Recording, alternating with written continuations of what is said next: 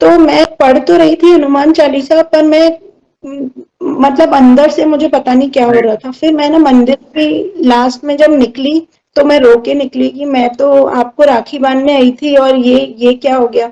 फिर भैया मतलब घर आई तो मुझे थोड़ा डर भी लगने लगा कि सच में तो मुझे श्राप नहीं लग जाएगा या।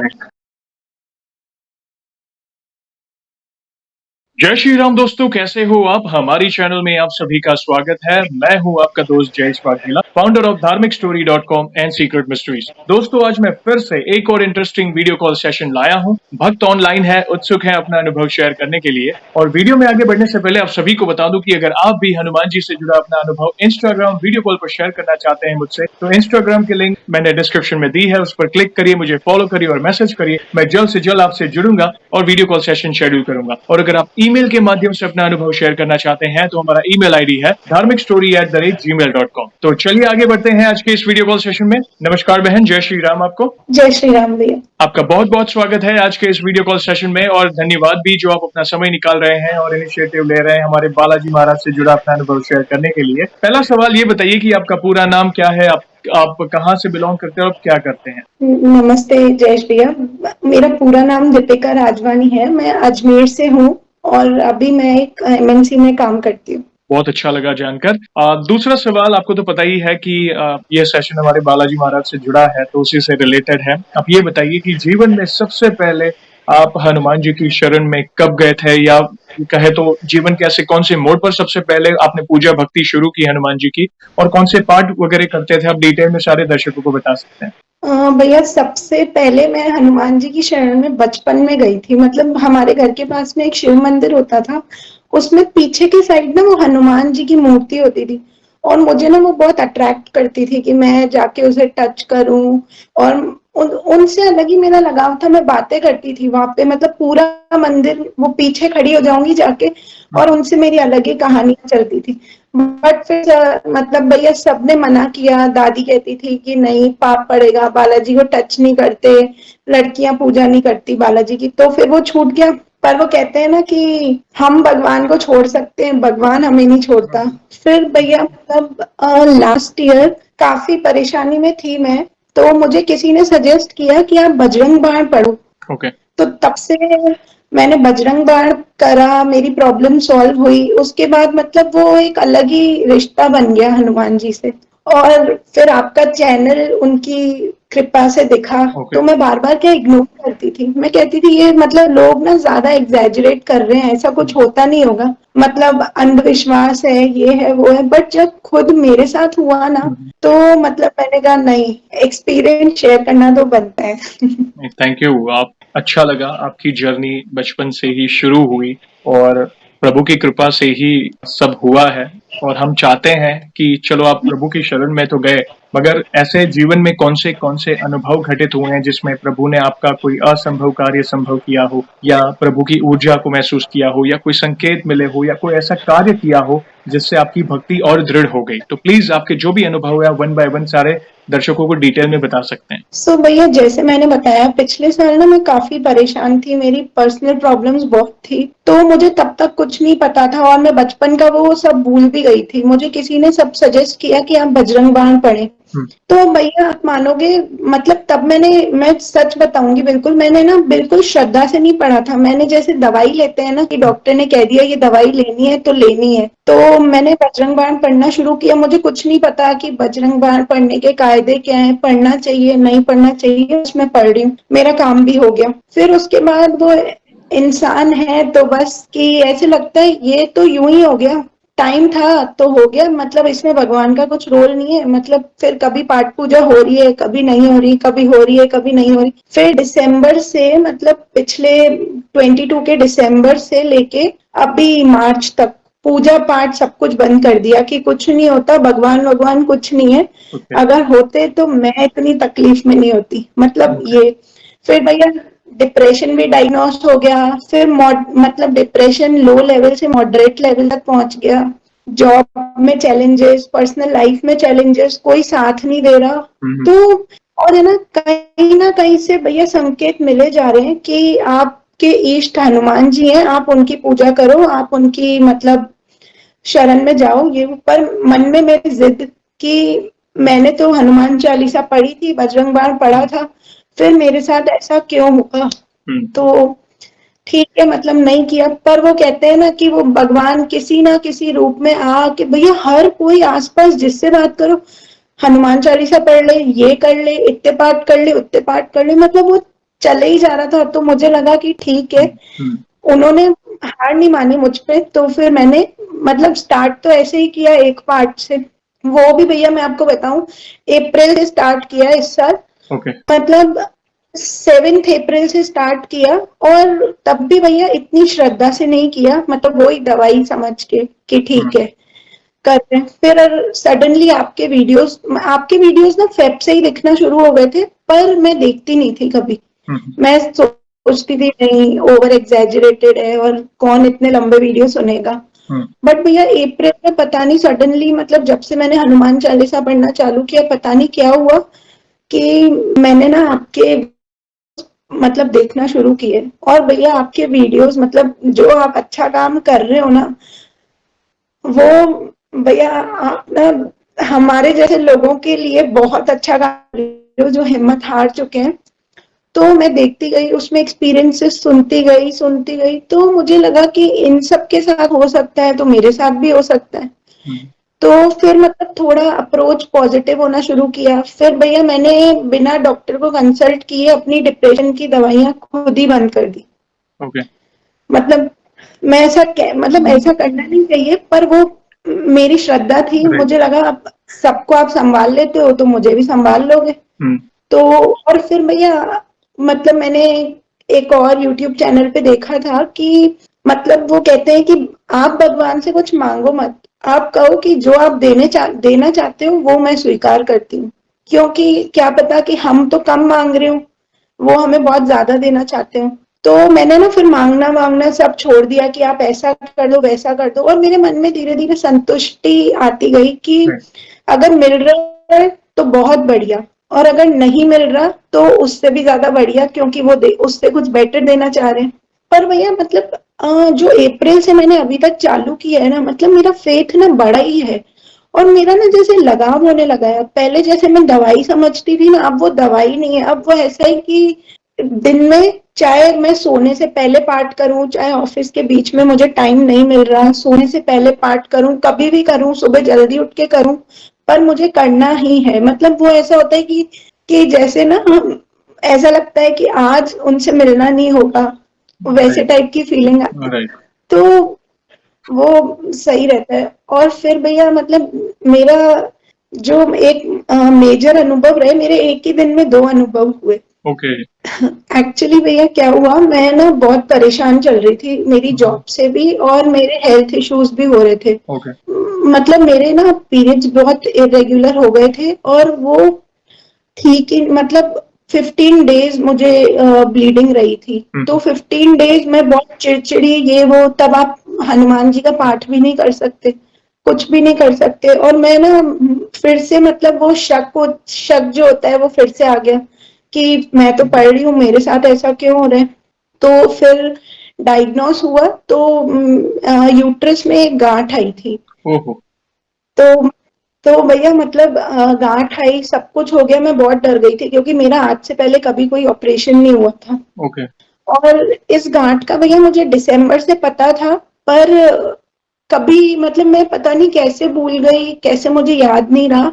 और सडनली ये दिक्कत आई पीरियड्स में, तब हम डॉक्टर के पास गए, उन्हें रिपोर्ट्स दिखाई, तो बोला ऑपरेशन करना पड़ेगा, अगर दवाई से निकलनी होती तो ये कब की निकल जाती जी। मतलब सब टेस्ट हो गए भैया, सब कुछ हो गया। उसके बाद में जैसे कल ऑपरेशन है, आज जो फाइनल सोनोग्राफी होती है ना, उसमें मतलब देखना था डॉक्टर को प्लेसमेंट वगैरह की, सिस्ट का किस तरह से है। तो भैया जैसे ही उन्होंने मेरी सोनोग्राफी की ना, मतलब उन्होंने एक्सटर्नल इंटरनल दोनों सोनोग्राफी की, गांठ आई नहीं। ओहो। और जस्ट भैया वो मतलब जो सोनोग्राफी वाला जो बेड होता है ना, उस पे जस्ट लेटने से पहले मुझे ना आपके चैनल पे किसी ने अनुभव शेयर किया था कि उसमें ना उनकी गांठ ठीक हो गई थी। तो ऑपरेशन की जरूरत नहीं पड़ी थी। तो जस्ट मैं लेटी ना, 1 सेकंड के लिए मेरे दिमाग में आया कि अगर आप सच में हो, उनका कर दिया तो मेरा भी कर दो। तो भैया मतलब डॉक्टर ने ना पहले इंटरनल सोनोग्राफी करी, फिर एक्सटर्नल करी, कि मेक श्योर करने के लिए कि सच में गांठ है तो नहीं। तो उन्होंने कहा आपका सब कुछ परफेक्ट है, कोई कोई ऑपरेशन नहीं हो रहा, सब कुछ कैंसिल। मतलब भैया सारी तैयारियां हो गई थी, ऑफिस में लीव डाल दी, सब कुछ, बट ऑपरेशन हुआ ही नहीं। क्या बात है, अद्भुत, प्रभु की लीला अपरंपार है। और फिर भैया उसी दिन, मतलब मैंने जैसे बताया था कि मैं जॉब से परेशान चल रही थी, तो एक ट्यूसडे के दिन ही मुझे कॉल आता है कि हमारे पास वैकेंसी है, आप इंटरेस्टेड हो।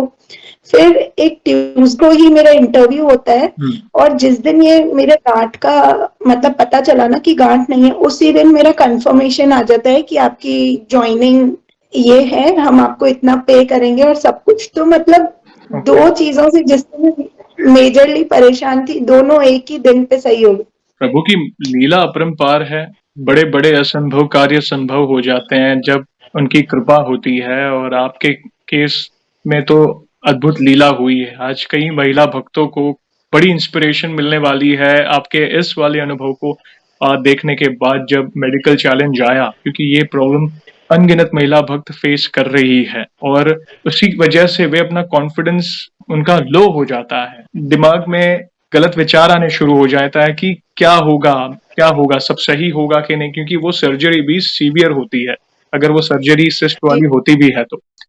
मगर असंभव को संभव केवल प्रभु ही कर सकते हैं। जहाँ पे हमारी बुद्धि काम करना बंद करती है ना, क्योंकि हमारा एक दायरा है, हम मनुष्य है, प्रभु ने हमारे लिए बहुत अच्छी व्यवस्था की होती है जो हमें पहले पता नहीं चलती। एक अटूट विश्वास हम जो रखते हैं ना प्रभु पे, बस वो एक होप, वो ही हमें बचा लेता है। तो प्रभु की लीला अपरंपार है। किसी भी कार्य, जीवन में कितने भी उतार चढ़ाव आए, देखो, अगर फिलहाल अगर हम कोई संकट में हैं, कोई पीड़ा भुगत रहे हैं या कोई तकलीफ में है, तो ये कहीं ना कहीं हमारे पिछले प्रारब्ध या कर्म से जुड़ा कुछ है जो हम अभी जी भुगत रहे हैं। तो इस हार्ड टाइम में बस आपको पेशेंस रखना है, अच्छे कर्म करना है और प्रभु पर विश्वास रखना है।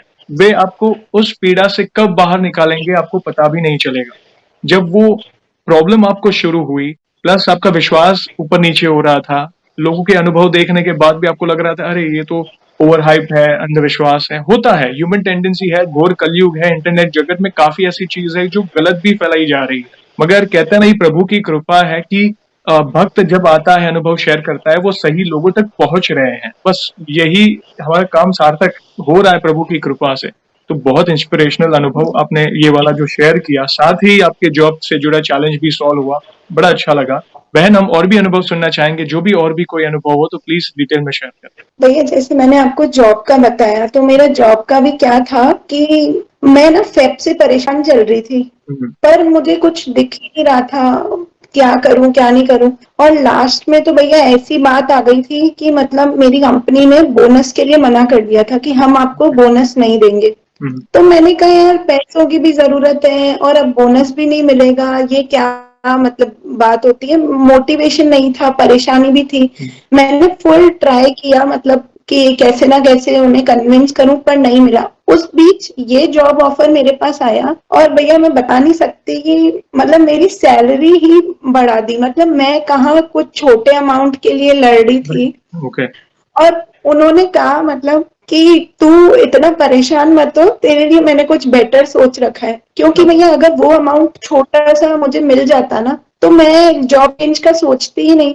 उसी में संतुष्ट हो जाते हैं आप, और प्रभु ने और जी भी ऐसी व्यवस्था कर रखी थी जिसकी आप कल्पना भी नहीं कर सकते। तो यही तो है, जी कई बार हम मांगते हैं प्रभु से, मगर मैं तो यही कहता हूँ, मैं काफी सेशंस में बोलता हूँ, मत मांगो, प्रभु को सब पता है। बस प्रभु से यही प्रार्थना करो कि सब। प्रभु हमारे लिए जो अच्छा है वो करिए। प्रभु ने ऐसा कुछ लिखा था आपके लिए, ऐसी व्यवस्था कर रखी थी जो आपकी इमेजिनेशन से ज्यादा थी। और भैया जैसे मतलब आप अपने चैनल पे भी बताते हैं कि महिला भक्त आगे आए और मतलब पूजा कर सकते हैं हनुमान जी की, और जैसे बेटी बहन माँ के रिश्तों से हम हनुमान जी को मतलब टच भी कर सकते हैं। अब भैया मैं अपने भाव से राखी के दिन राखी लेकर गई, मैं गणपति जी को और हनुमान जी को दोनों को राखी बांधती हूँ कि मतलब उनको मैंने ना अपना भाई बना रखा है कि आप वो हनुमान जी मेरे बड़े भाई हैं और गणेश जी मेरे छोटे भाई हैं। तो मैं अपने भाव से उन्हें राखी बांधने गई। तो मैंने उनसे पहले परमिशन ली कि हनुमान जी मैं आपको बहन के नाते कलाई आपकी टच करने वाली हूँ, तो प्लीज कुछ बोल चुके हो तो माफ करना। मैंने भैया राखी बांधी, मैं जस्ट पलटी और एक आंटी मेरे इतना आगे आके कहती है कि क्या है तुम्हारी लड़कियां ऐसी होती हैं ये वो, और वो बहुत गंदे गंदे कमेंट्स करने लगी, आजकल के बच्चे ऐसे होते हैं वैसे होते हैं। उन्होंने भैया मतलब पूरा मंदिर में हर बहुत सारे जने बैठे थे, वो आंटी भी बोले जा रही हैं, कोई उन्हें कुछ कह नहीं रहा। और मैं अपने मन में सोच रही हूँ कि अपने तो बुरे दिन है, अपन किसी को कुछ अभी कह ही नहीं सकते। पर भैया मैं ना उधर मंदिर में रोने लगी ओहो। बालाजी के सामने ही। और मैं ना मंदिर में जैसे सुबह 3 हनुमान चालीसा पढ़ती थी, तो मैंने कहा आज मैं नहीं पढ़ रही, पर पता नहीं किसने मेरे अंदर से मुझे रोक लिया कि नहीं तू यहाँ बैठ, तू अपना वो पढ़ और फिर ही तू जाएगी। मैं पढ़ रही हूँ हनुमान चालीसा, वो फिर भी वो बोलते जा रहे हैं, मतलब उन्हें ये भी नहीं था कि ये पाठ कर रही है, इसे पाठ करने दें, बाद में बात हो जाएगी। फिर उन्होंने कहा कि आपको श्राप लगेगा, आपने बालाजी को तंग कर मतलब छू लिया है। तो भैया वो आधे घंटे तक ये चल रहा था, तो मेरे से भी रहा नहीं गया। मैंने कहा सब आप पूजा करने आए हो, सब अपनी अपनी पूजा करें, और भगवान तो सिर्फ भाव के भूखे हैं। राइट। और मैंने किसी गलत गलत इंटेंशन से उसे टच नहीं किया, और अगर श्राप लगेगा भी तो मुझे लगेगा। तो मैं पढ़ तो रही थी हनुमान चालीसा, पर मैं मतलब अंदर से मुझे पता नहीं क्या हो रहा था। फिर मैं ना मंदिर की लास्ट में जब निकली, तो मैं रो के निकली कि मैं तो आपको राखी बांधने आई थी और ये क्या हो गया। फिर भैया मतलब घर आई तो मुझे थोड़ा डर भी लगने लगा कि सच में तो मुझे श्राप नहीं लग जाएगा या। तो मैंने कहा मुझे नहीं पता, अगर वो सही थे तो ठीक है, और अगर मैं सही थी तो आपको मेरे लिए आना ही पड़ेगा। बिल्कुल। तो भैया हमारे घर के बाहर मतलब हमारे घर के यहाँ बंदर बंदर आते नहीं है, नॉर्मल नहीं है बंदर आना। एक बंदर आया, ओहो। पर फिर भी भैया संतुष्टि नहीं। मैं कह रही हूँ कि अगर ये तो कोइंसिडेंस हो सकता है, अगर आप सच में आए थे तो फिर से आओ, मुझे आपकी फोटो लेनी है। ओके। फिर भैया आधे घंटे तक कुछ नहीं हुआ, मेरा तो मतलब मेरा मन एकदम ऐसे ऐसे है कि मैं पहले से ही रो रही हूँ। मैंने कहा अब आप भी मेरी नहीं सुनोगे तो मेरी कौन सुनेगा। तो भैया आधे घंटे बाद एक पूरी टोली आई बंदरों की, और जितने मैं फोन लेके बाहर भागी जा चुके थे सब, पर एक बंदर बैठा रहा और मैंने उनकी फोटो ली, फिर वो चले गए। ओके। फिर भैया मतलब मेरा रोना अभी भी रुका नहीं था, मुझे बहुत दुख हो रहा था कि मैंने तो कुछ गलत काम नहीं किया और कोई भी आके कुछ भी कह जाते हैं। तो भैया मतलब मम्मी पापा भी पापा की सिस्टर के घर राखी बंधवाने गए थे, तो मैं रो रही हूँ। और हमारा दरवाजा क्या भैया वो लॉक नहीं करते हम, क्योंकि वो बरसात की वजह से ना वो जाम हो गया है, तो उसको धक्का मार के खोलना पड़ता है। मैं लेट के अपने बेड पे और रो रही हूँ, मुझे कुछ नहीं पता, मेरी अपनी अलग ही लड़ाई चल रही है कि आपने मेरे साथ ऐसा कर दिया। फिर भैया क्या हुआ कि गेट खुलने की आवाज आई, तो मुझे लगा मम्मी पापा आ गए हैं। फिर कुंभ में आया ही नहीं, मैंने सोचा कि मतलब मम्मी को भी कुछ फील नहीं हो रहा कि मैं अपनी बेटी के साथ पूछ लूं, मंदिर में इतना कुछ हुआ है। तो मैं ही उठ के बाहर गई। तो भैया मैं मतलब जाके मैं एकदम से डर गई। मैं क्या देखती हूँ कि फ्रिज खुली हुई है, उसमें मतलब एक बंदर है वो बैठा है मजे से, वो अपना आलू वगैरह खा रहा है। और वो फिर क्या मैंने फटाफट उनका फोटो लिया, और मैंने ना मतलब फिर वो उछल कूद करने लग गए मुझे देख के। तो मैंने कहा कि प्लीज आप कुछ भी कचरा मत करना, वरना मेरी मम्मी मुझे बहुत डांटेगी। तो मैंने कहा अगर आप मेरे लिए ही आए थे तो बस मैं अब आपको नहीं बुलाऊंगी, मुझे संतुष्टि हो गई, अब आप चले जाइए। तो भैया आप बिलीव करोगे वो उछल कूद कर रहे थे, उन्होंने एक चीज नहीं गिराई और वो सीधा चले गए। जी। फिर मुझे ना राखी के बाद से कल तक कोई बंदर नहीं दिखे थे, मतलब 5-6 दिन हो गए। और जिस बीच हम जयपुर भी गए थे और वहां बंदर दिखना बहुत नॉर्मल है, पर भैया कोई बंदर ही नहीं दिखे। तो कल ना सडनली ऐसे ही मैं गेट बंद कर रही थी, तो मैंने कहा कि प्लीज आप दर्शन दो, और भैया मतलब मम्मी अपना काम कर रही है, मैं अपना ऑफिस का काम कर रही हूँ। सडनली मैं देखती हूँ फिर से फ्रिज खुली है और वो मजे से मतलब वो हम्म। राखी वाली जो मिठाई थी ना, जी जी। वो लेके वो मजे से ओके। वो खा रहे हैं। फिर फिर उन्हें पानी वानी पिलाया, फिर वो चले गए। और पता है भैया पहले ना मुझे डर लगता था कि ये मेरा साथ नहीं देगा, वो मेरा साथ नहीं देगा, हम्म। इसने मेरा साथ नहीं दिया, उसने मेरा बुरा वक्त है। अब भैया मुझे फील ही नहीं हो रहा कि मतलब बुरा वक्त है या नहीं, मुझे सिर्फ ऐसा लग रहा है कि ठीक है ये भी टाइम है और ये भी चला जाएगा। मेरे अंदर ना भैया वो नहीं थी सहन शक्ति, और है ना जैसे वो कहते हैं ना कि धैर्य नहीं था। पेशेंस। धैर्य। और अब मेरे अंदर इतना धैर्य आ गया है कि चलो ठीक है, चीजें अपने टाइम से होंगी, जी। चीजें जैसे होनी है वैसे होंगी, अच्छी होंगी, जैसी तैसे होंगी। तो मतलब भैया वो जो धैर्य है ना, मुझे लगता है कहीं ना कहीं मतलब हम क्या जल्दबाजी में अपने काम खुद ही बिगाड़ते हैं। बिल्कुल। और उनका एक टाइम है और मुझे लगता है कि मे बी उन्हें मुझे ये सिखाना था, तभी मेरे को इस सिचुएशन में उन्होंने डाला। और मतलब अब मुझे कोई शिकायत नहीं है, कोई कुछ नहीं है। चीजें हो रही हैं तो भी अच्छा, और नहीं हो रही हैं तो और भी अच्छा कि वो अपने आप ध्यान दे रहे हैं कि इसका क्या करना है।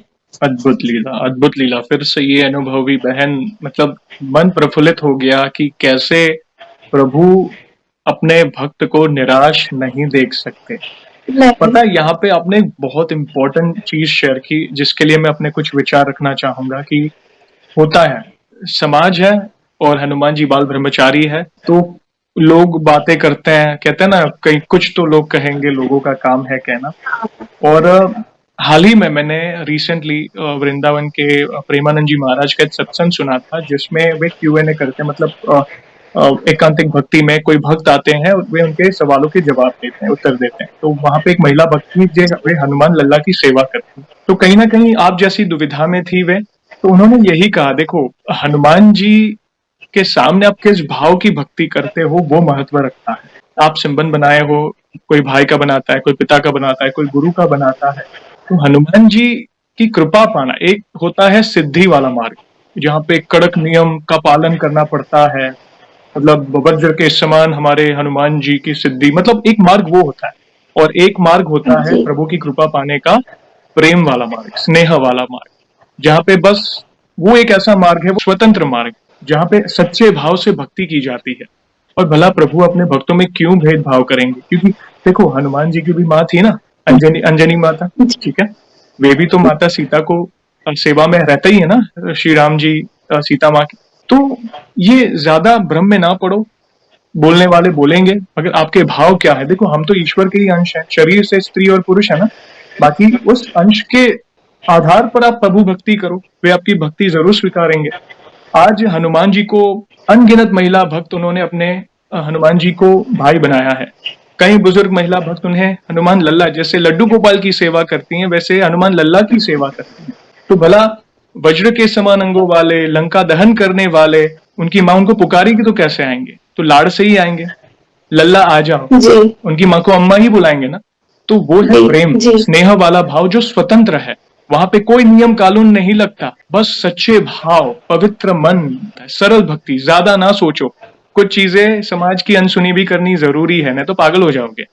यही वर्ड्स जी प्रेमानंद जी जी महाराज ने कहे थे, जिससे कई महिला भक्तों की दुविधा दूर हुई। हाँ, जो मार्ग सिद्धि प्राप्ति वाला मार्ग हो, बड़े बड़े उपासक होते हैं जो उनकी सिद्धि प्राप्त करना चाहते हैं, मतलब अधीन होना चाहते हैं, मतलब वो सारी चीजों के लिए नियम ये होता है।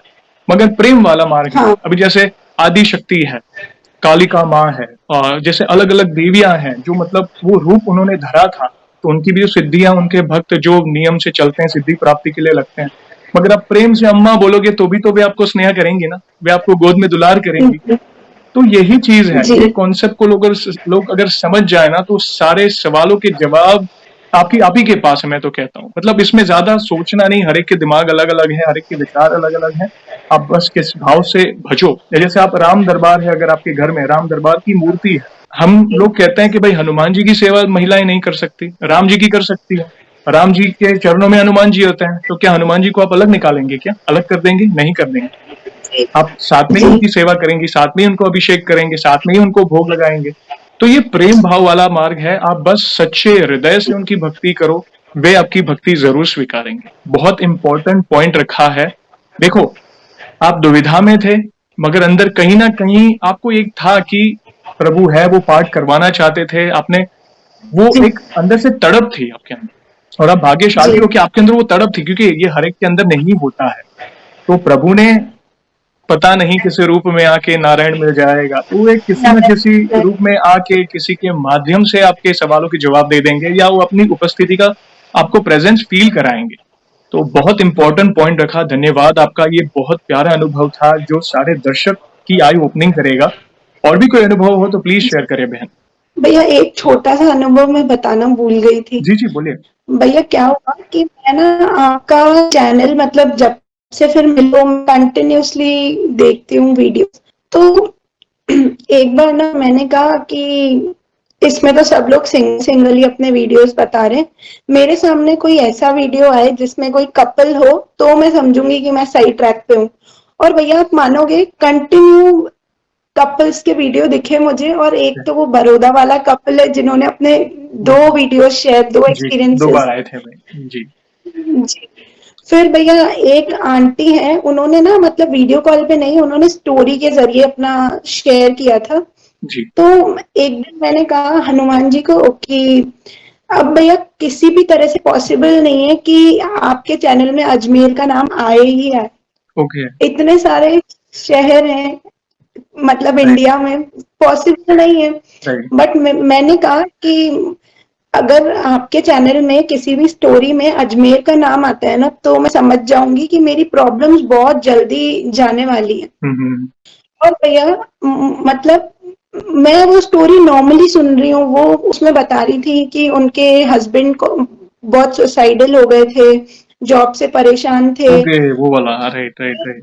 जी, फिर उनका रेलवे में थे वो, रेलवे। फिर उनका ट्रांसफर हुआ अजमेर में, राइट। और वो लोग रहते हैं अहमदाबाद में। तो अहमदाबाद में। मेरा भी, मतलब अजमेर में है और ससुराल अहमदाबाद में। क्या बात है, क्या बात है। तो मैंने तो सिर्फ अजमेर का वो सिग्नल मांगा था, पर उन्होंने ना मुझे दोनों सिग्नल दे दिए कि आप। और पता नहीं क्यों भैया, मुझे लगता है कि मैं बहुत जल्दी अपना दूसरा एक्सपीरियंस भी शेयर करूंगी। क्या बात है, हम उत्सुक है बहन, हम उत्सुक है। जब भी आपको लगे कि हाँ बड़ी कृपा हुई है और वो दर्शकों तक पहुंचाना जरूरी है, ताकि कई लोगों को वो इंस्पिरेशन मिले या दुविधा में उनको सवालों के जवाब मिले, तो प्लीज हमसे जुड़िएगा, हम जानना चाहेंगे। और यस, आपने जिस अनुभव के बारे में बोला मुझे याद आया, वो मैंने अपने वॉइस में नरेट किया हुआ था। मतलब जी वे जी इंस्पेक्टर रेलवे में, रेलवे पुलिस में, हाँ उन्होंने एग्जाम दी थी, वो मुंबई ट्रांसफर हुए, अहमदाबाद में रहते थे। जी। और फिर हाँ उनको उनके हिसाब से वो सब नहीं हुआ, डिप्रेशन में चले, इनफैक्ट सुसाइड तक करने जी विचार आ रहे थे उनके। फिर प्रभु की जी कृपा ऐसी हुई कि उनको जो चाहिए था वो सीधा अजमेर ट्रांसफर हो गया था। अद्भुत अनुभव था वो भी। और बहन, आज आपके अनुभवों ने मुझे भी इंस्पायर किया है। आपका बहुत बहुत धन्यवाद। क्योंकि होता है, स्पेशली एजुकेटेड जो युवा है, उनके दिमाग में होता है कि भाई ये मैं देख रहा हूँ, ये सही है कि नहीं, ये लोगों के साथ तो हो रहा है, मेरे साथ नहीं हो रहा है, मैं तो दुख में हूँ, भगवान मुझे क्यों दुख पहुंचा रहे हैं। तो कहीं ना कहीं किसी ना किसी भक्त के अनुभव से हम रिलेट करते हैं, और धीरे धीरे जो, क्योंकि जब तक वो अनुभव, जब तक आप खुद अनुभव नहीं करेंगे ना, तब तक आपको वो विश्वास नहीं होगा। मगर एक कदम, जैसे एक पहला स्टेप तो आपको भरना पड़ेगा ना। आप एक स्टेप आगे बढ़ो विश्वास के साथ, प्रभु आपका हाथ पकड़कर और 4 कदम आपको आगे बढ़ाएंगे। तो बहुत जी भैया। प्यारे प्यारे अनुभव आपने शेयर किए बहन। इन फ्यूचर भी ऐसी अनुभूति हो तो हमसे शेयर करिएगा, हम वीडियो के माध्यम से दर्शकों तक आपके अनुभव को पहुंचाएंगे। और एक सवाल और पूछना चाहूंगा, जैसे बहन आज हम आपका अनुभव देख के इंस्पायर हो रहे हैं, प्रेरित हो रहे हैं, तो वैसे आप कहीं ना कहीं बाकी भक्तों के, आपने जैसे बताया कि अनुभव देखे थे जिससे आपको भी इंस्पिरेशन मिली, तो आपके क्या जी विचार है, वो क्या इम्पैक्ट पड़ा आपके दिमाग में कि चलो मुझे भी अनुभव शेयर करना है? प्लीज अपने वर्ड्स में बताइए। भैया, पता है क्या रहता है, मतलब हम अपनी प्रॉब्लम को ना सबसे बड़ा मानते हैं जब तक हमें सामने वाले की प्रॉब्लम नहीं पता जी होती। अब आपके चैनल पे जो दूसरों के अनुभव मैंने सुने ना, तो मुझे लगा मेरी प्रॉब्लम तो कुछ नहीं है इनके सामने। जब भगवान के पास इतनी बड़ी बड़ी प्रॉब्लम सॉल्व करने का टाइम है, तो मेरी तो छोटी सी प्रॉब्लम है।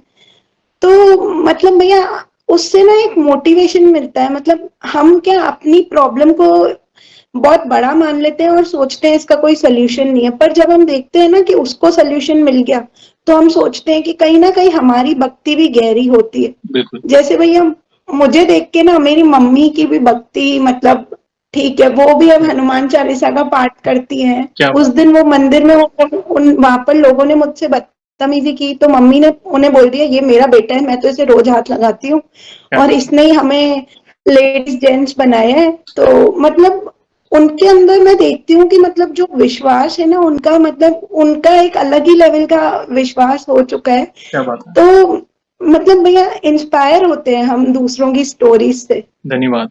आपका बहुत-बहुत धन्यवाद और आपकी माताजी को हमारी तरफ से जय श्री राम बोलिएगा। जी भैया। अच्छा लगता है जब घर का माहौल आध्यात्मिक होता है और कुछ देर पहले आपने एक चीज़ और बताई कि देखो जब हम स्पिरिचुअल पाथ पे होते हैं, जब आध्यात्मिक मार्ग में होते हैं ना, तो जो हम हमारा मन भटकता है ना, जहाँ पे इम्पेशंस, डिप्रेशन हो, एंग्ज़ायटी हो या तरह-तरह की अलग-अलग चीज़ें दिमाग में घूम रही है ना, सब कुछ स्थिर होने लगता है। जैसे आपके जीवन में चलो चमत्कार तो हुए, प्रभु ने आपको मतलब प्रेजेंस तो फील कराई, आपके कार्य भी किए, मगर आपके अंदर भी देखो कितना परिवर्तन आया, 360 डिग्री चेंज आया आपके लाइफ में। जहाँ पे एक समय आप शंका कर रहे थे, इम्पेशंस थे, दुखी थे, मतलब इतने दुखी कि सब कुछ मेरे साथ ही हो रहा है, ऐसा क्यों हो रहा है? हाँ भगवान मेरा साथ नहीं दे रहे हैं, मेरे साथ ही क्यों हो रहा है? और एक समय ऐसा आया कि अगर अप्स एंड डाउन्स भी अगर आपके जीवन में है, तो आपका जीवन मतलब आपका मन स्थिर हो गया है कि जो होगा अच्छे के लिए जी होगा, इसमें भी मेरा कुछ भला ही लिखा होगा। तो ये है जी भक्ति की भैया। शक्ति और ये है हमारे सनातन धर्म की शक्ति। यही यही जी चीज मैं लोगों को समझाना चाहता हूँ। आज का जो युवा है ना भटका हुआ है। कई बार होता है हम वेस्टर्न कल्चर से अडॉप्ट हो जाते हैं या कई बार ओवर प्रैक्टिकल हो जाता है, मगर हम हमारे बेसिक्स और रूट्स भूल जाते हैं। तो कोई जी प्रॉब्लम नहीं, एटलीस्ट इस जन्म में तो भक्ति मिले ना, क्योंकि मनुष्य जन्म बहुत बहुत बहुत दुर्लभ है, ये बहुत मुश्किल से मिला है और ये मोक्ष का रास्ता तय करता है। तो जितना हो सके राम नाम का जाप करे, जो भी आपके इष्ट देव है नाम जप करे, भक्ति करे और साथ में अच्छे कर्म करे। देखना प्रभु का आशीर्वाद आप पर हमेशा बना रहेगा। और एक सवाल और लास्ट पूछूंगा मैं आपसे, जैसे देखो हमारे पास इतना सामर्थ्य नहीं है, मगर फिर भी वन लाइन में बालाजी महाराज का अगर बखान करना है तो किस तरह करना चाहेंगे आप? भैया, इस क्वेश्चन का आंसर तो ना मैंने आपके वीडियोस जब से मैंने स्टार्ट किए थे ना तब से सोच रखा है। क्या बात है, प्लीज प्लीज हम सुनना चाहेंगे, बताइए। काज किए बर देवन के तुम वीर महाप्रभु देख विचारो, कौन सो काज मुझ गरीब को जो तुमसे नहीं जात है टारो। कौन सा संकट मुझ गरीब को जो तुमसे नहीं जात। अद्भुत अद्भुत। बड़े बड़े देवताओं के कार्य किए हैं, काज किए बड़े देवन के तुम वीर महाप्रभु देख विचार, कौन सो संकट मोर गरीब को जो तुम सो नहीं जात है टारो। बैगी हरो हनुमान महाप्रभु जो कछु संकट होए हमारो, कौन नहीं जानत है जग में कपि संकट मोचन नाम दिया। नाम बहुत तुम्हारा। बहुत डीप मीनिंग है इन लाइन में, मुझे देखो गूज़बम्प्स आ गए देखो। बहुत ऊर्जा है, ऊर्जावान लाइन्स है, हर एक पंक्ति मतलब अद्भुत है। धन्यवाद, जी आपने बड़े प्यारे शब्दों में प्रभु का बखान किया है और बहुत-बहुत धन्यवाद बहन वन लास्ट टाइम आपको कि आपने इतने प्यारे अनुभव शेयर किए हैं। और वीडियो को एंड करने के पहले आपको तो पता ही है हम प्रभु श्री राम के नाम का जयकारा और हनुमान जी के नाम का जयकारा कर ही वीडियो को एंड करेंगे। तो आप जुड़िए, जो भी भक्त जहाँ कहीं से इस सेशन को देख रहा है, भारत में है, भारत के बाहर है, चल फिर रहा है, ऑफिस में, किचन में है, प्लीज जुड़िए, फिर हम सेशन को एंड करेंगे। तो बोलिए सियावर रामचंद्र की जय, जय। पवन सुत हनुमान की पवन जय। जय। आपका बहुत बहुत धन्यवाद वंस अगेन बहन, अपने प्यारे प्यारे अनुभव शेयर करने के लिए। जय श्री राम, जय हनुमान। जय। थैंक यू भैया। Thank you.